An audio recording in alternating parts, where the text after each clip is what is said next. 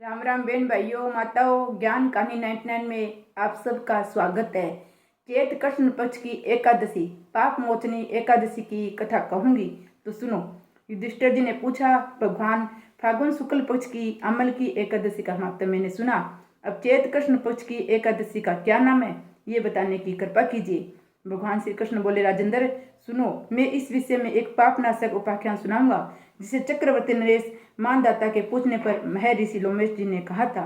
मानदाता बोले, भगवान मैं लोगों के हित की इच्छा से ये सुनना चाहता हूँ कि चैत्र मास के कृष्ण पक्ष में किस नाम की एकादशी होती है, उसकी क्या विधि है तथा किस के फल से प्राप्ति होती है, कृपया ये सब मुझे बताइए। लोमेश जी ने कहा, राजन पूर्व काल की बात है।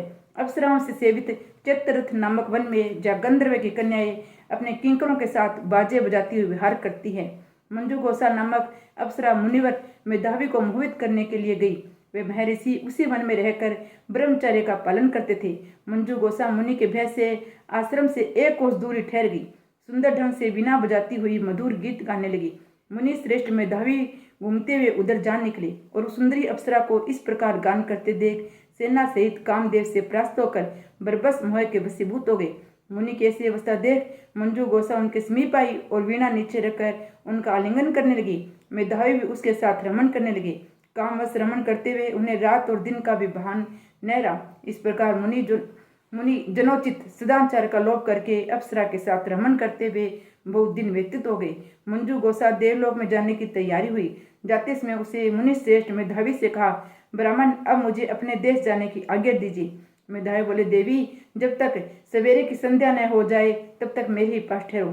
अप्सरा ने कहा, विप्रवर अब तक न जाने कितनी संध्या चली गई, मुझ पर कृपा करके बीते हुए समय का विचार तो कीजिए। लोमेश जी का राजन अप्सरा की बात सुनकर मेधावी के नेत्र आश्चर्य से चकित हो गए।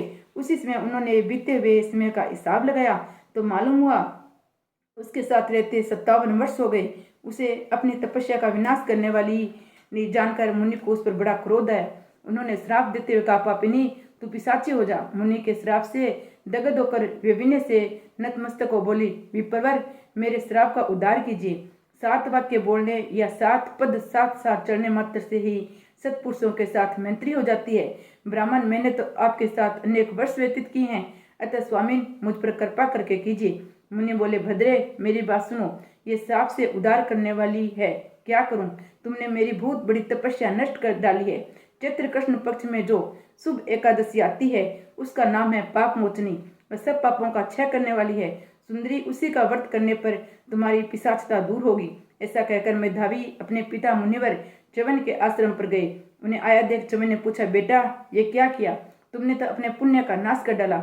मेधावी बोले, पिताजी मैंने अप्सरा के साथ रमन करने का पातक किया है, कोई ऐसा प्रायश्चित बताइए जिसके पाप का नाश हो जाए। च्यवन ने कहा, बेटा चैत्र कृष्ण पक्ष में जो पाप मोचनी एकादशी होती है उसका व्रत करने पर पाप राशि का विनाश हो जाएगा। पिता का यह कथन सुनकर मेधावी ने उस व्रत का अनुष्ठान किया, इससे उसका पाप नष्ट हो गया, वे पुण्य तपस्या में लीन परिपूर्ण हो गया। इस प्रकार मंजू गोसा ने भी इसी समय व्रत का पालन किया।